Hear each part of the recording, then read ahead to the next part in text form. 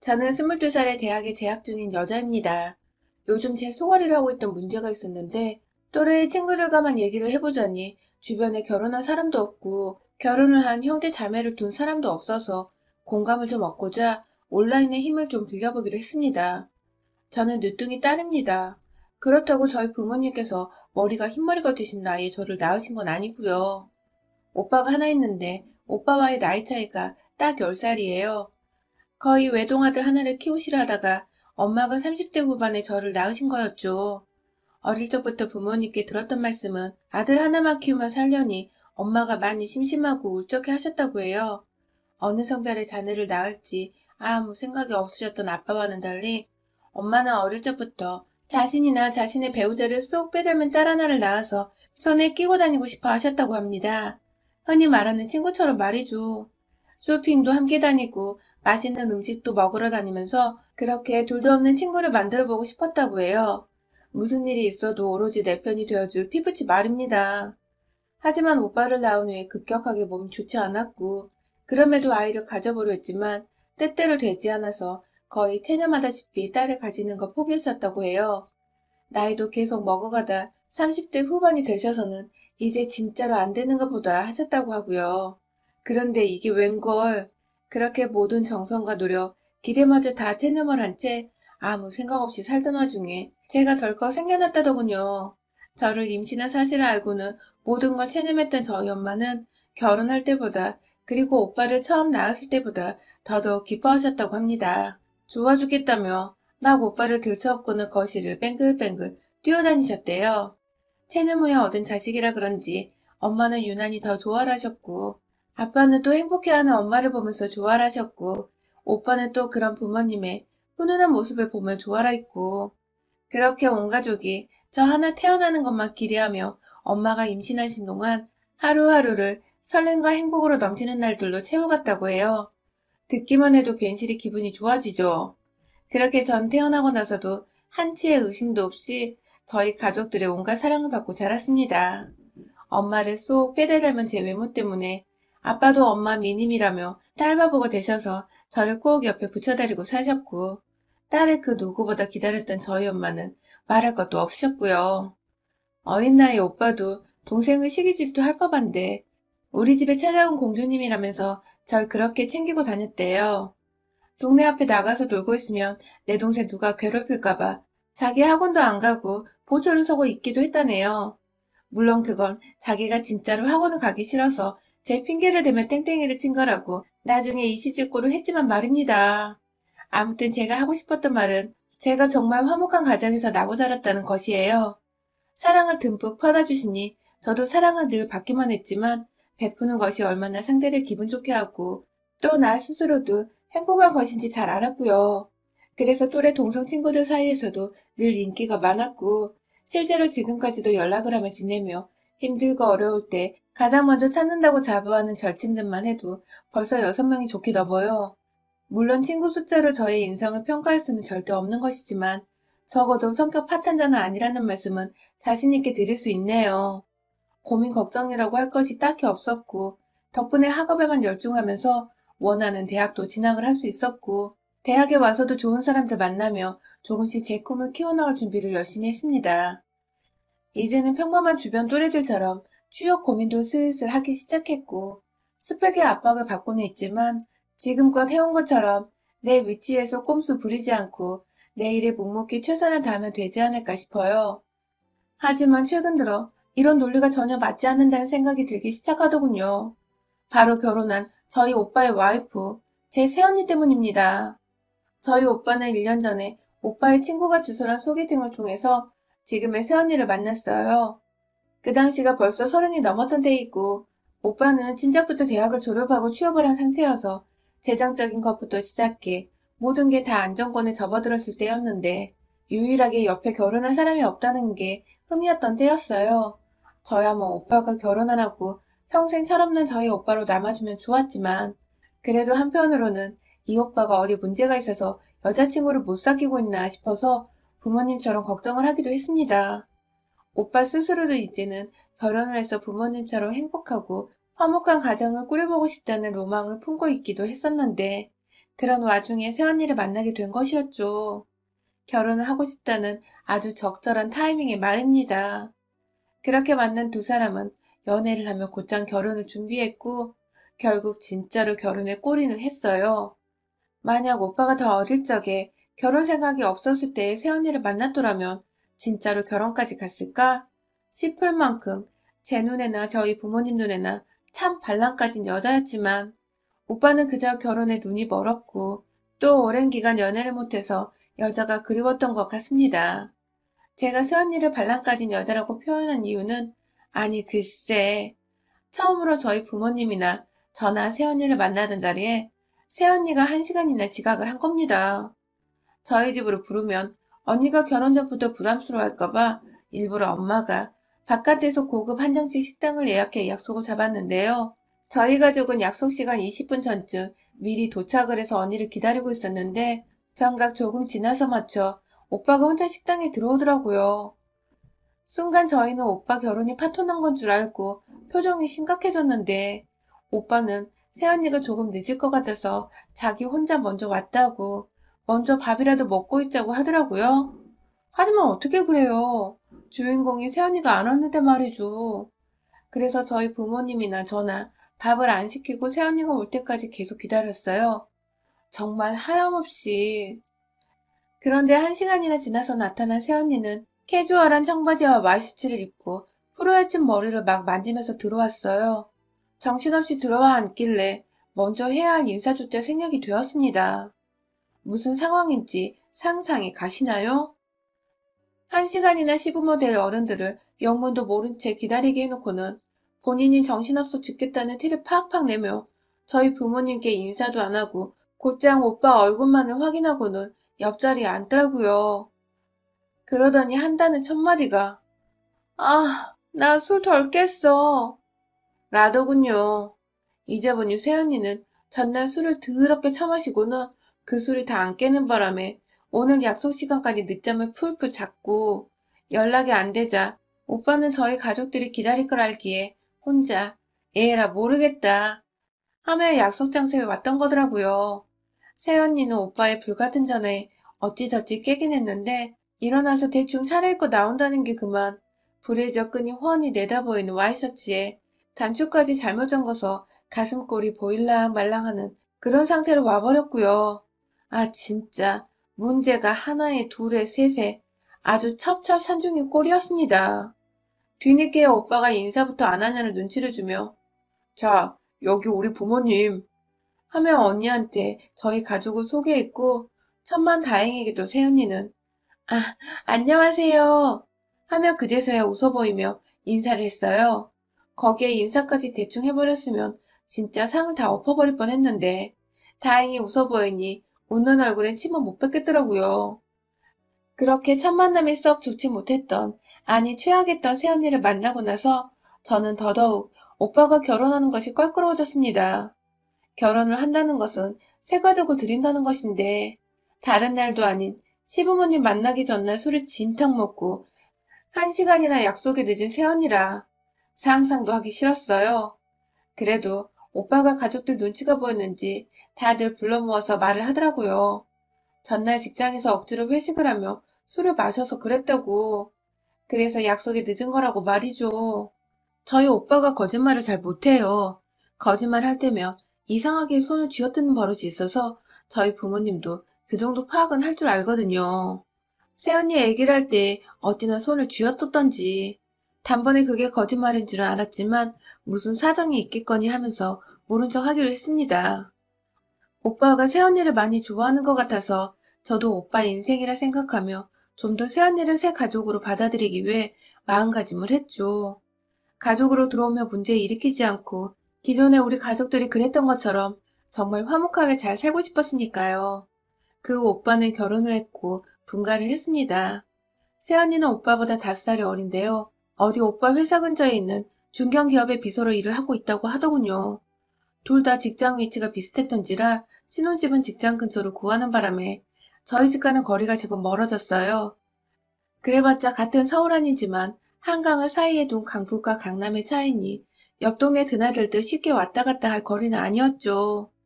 신혼집은 저희 집에서 사줬습니다. 정확히는 저희 아버지가 할아버지 할머니한테서 받은 유산과 오빠가 약간의 대출을 껴서 집을 샀고요.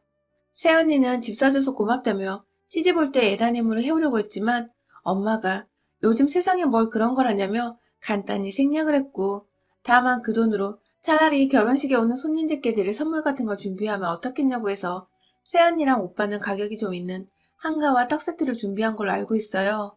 기존 애다님으로 준비하려던 것에 비하면 반도 안 되는 턱없는 저렴한 선물에 엄마가 결혼식 당일 당황하긴 하셨지만 요즘 젊은 애들한테 이러쿵 저러쿵 하는 건 실례라며 가만히 계셨죠. 그러니까 결론은 우리는 집도 해갔고 그 안에 있는 살림살이까지 다 준비를 했는데 새언니는 본인이 쓰고 싶은 침대가 있었다면서 신혼집 침대 하나와 결혼식 때 답례표 외에는 결혼하는데 어떤 돈도 들이지 않았다는 겁니다. 네, 여기까지도 제가 이해를 할 수가 있어요. 다른 돈은 저희 엄마가 안 받아도 된다고 미리 말을 했었으니까요. 하지만 이 정도로 시댁에서 뭔가 많이 해줬다면 적어도 새언니도 그만한 감사함이나 최소한의 도리는 지켜야 하는 게 아닌가요? 하지만 새언니는 전혀 그렇지 않았어요. 아니, 오히려 시댁에서 가장 만만한 저를 물고 늘어지더라고요. 결혼하고 나서 엄마는 새언니가 부담스러워할까봐 일체 전화를 하지 않으셨어요. 오빠가 먼저 안부 전화를 자주 하기도 했고, 그래서 딱히 새언니한테 뭔가 연락할 거리도 없었죠. 그렇게 그날도 평소처럼 오빠가 출근하고 점심시간에 엄마한테 안부 전화를 걸어서 엄마는 뭐 잘 지낸다, 결혼생활 어떠냐 하며 즐거운 모자간의 대화를 주고받았고, 전화를 딱 끊었는데 곧장 새언니한테서 전화가 왔어요. 저는 그걸 옆에 있었기에 다 듣고 있었고요. 엄마는 며느리다 하면서 기분 좋게 전화를 받았고, 왜인지 어른인 엄마가 먼저 막 안부를 묻고 있더라고요. 그러더니 이내 아주 기분이 우울하고 침울한 표정으로 알겠다는 말과 함께 전화를 끊으셨어요. 표정에서 감이 도저히 안 와. 무슨 일이냐고 막 엄마한테 보채 물으니 엄마가 시어머니 되기 참 힘드네 하시더라고요. 무슨 소리인 거 아니? 글쎄 새언니가 저희 엄마한테 전화를 해서는 대뜸 안부 인사고 뭐고 그냥 말이 없더래요. 그래서 엄마가 어색함을 없애려고 막 안부를 물어보니 그제서야 한다는 말이 방금 자기 남편이랑 통화했냐고 맨날 하냐고 하면서 한숨을 푹 쉬고는 어머니한테 마마보이 소리 듣게 하기 싫으시면 통화 좀 그만하세요. 이제 결혼한 남자예요. 하며 기분 나쁘다는 쓴웃음을 짓곤 전화를 끊었다더군요. 엄마가 알겠다는 대답을 하는 그 와중에 전화를 끊었대요. 진짜 그 순간 어찌나 화가 나던지. 아니 엄마가 며느리한테 안부 인사를 하라고 억지로 전화를 강요한 것도 대리 효도를 시키는 것도 아니고 아들이 엄마한테 와이프 없는 회사 점심시간에 잠깐 전화를 한 것 가지고 마마보이 어쩌고 하면서 통화 좀 그만하라고 하다니 이게 무슨 버릇없는 경우냐고요. 화가 나서 오빠한테 곧장 전화를 하려는데 엄마가 절 막았어요. 이제 결혼한 신혼부부라서 이런 사소한 것들이 문제가 될 수 있다며 오빠 부부를 그냥 내버려두라고 하더군요. 어처구니 없는 소리를 며느리한테 듣고서 아무 말도 하소연도 못하고 그냥 혼자 꿍쳐두시겠다는 우리 엄마. 하, 정말 그 순간 새언니의 주둥이를 틀어막고 싶었지만 저도 참았습니다. 엄마가 하지 말라니까요. 이런 식으로 문제는 몇 달간 계속 이어져 왔어요. 당연히 가족 간의 왕래가 전혀 없었고요.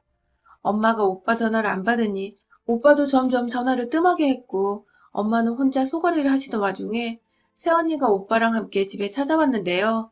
그날은 저희 아빠 생신이셨어요. 그런데 누가 시아버지 생일날 며느리 밥상을 원한다고 먼저 말을 하지도 않았는데 자기가 혼자서 쓸데없이 기선제압을 하겠다는 식으로 아빠 생신날에도 1시간 정도는 약속 시간보다 늦게 왔더라고요. 다른 날도 아닌 결혼 후 처음으로 맞는 시아버지 생신인데 엄마랑 제가 밥을 기껏 차려놨더니 말이라도 도와주진 못할 망정 1시간이나 말도 없이 늦어서는 밥까지 다 식어버리게 만든 어마무시한 새언니. 급기야 손은 빈손이고 옆에서 오빠는 뭐에 대었는지 벌벌 떠는 표정을 하고는 새언니 눈치를 보며 집에 들어왔어요.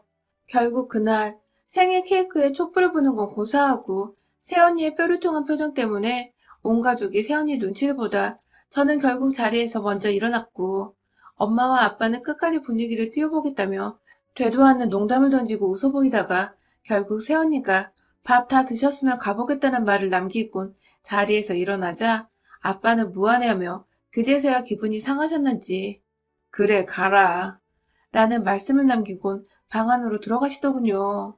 엄마는 그런 아빠를 보며 또 중간에서 안절부절 못하시다가 새언니를 현관 밖까지 배웅하셨고요. 뭔가 새로 들어온 가족 때문에 그것도 A라고 반말을 드신 가족 때문에 화목하다 본 가정이 다 눈칫밥에 체할 지경이었습니다. 한두 번도 아니고 시댁에서 시댁살이나 대리 효도를 강요한 것도 아닌데 한번 웃어 보이고 함께 즐거운 대화를 나누고 제 시간에 찾아와 기다리지도 않게 하는 게 그리 어려운 일이었을까요? 화가 나서 이번에 못 참겠더라고요. 오빠한테 바로 문자를 보냈습니다. 도대체 우리 가족이 뭘 그렇게 잘못했냐고. 저번에 전화하지 말라는 전화부터 시작해서 다른 날도 아닌 시아버지 생신날 혼자 굳은 표정으로 앉아있으면 어느 누가 식사 자리를 마음껏 즐길 수 있냐면서 오빠는 우리 집에서 그렇게 보고 배웠냐고 막 따졌습니다. 운전하고 있는 중이었는지 오빠는 답장이 없었어요. 그리고 나서 30분 뒤 오빠한테서 전화가 왔습니다. 저는 아직도 화가 풀리지 않았던 상황인지라 씩씩거리며 전화를 받았는데요. 아니 이건 오빠가 아니라 새언니더라고요. 뭘 잘했다고 저보다 더 씩씩거리며 전화를 해서는 네가 뭔데 내가 전화를 받지 말라 했다 뭐라 하며 그걸 고자질하냐고. 이거 완전 인성 쓰레기년 아니냐고. 신우이한테 년이란 말까지 붙여가며 막말하던 새언니. 급기야 너네 엄마가 너한테 말한 걸 니네 오빠한테 또 꼰지는 거냐며.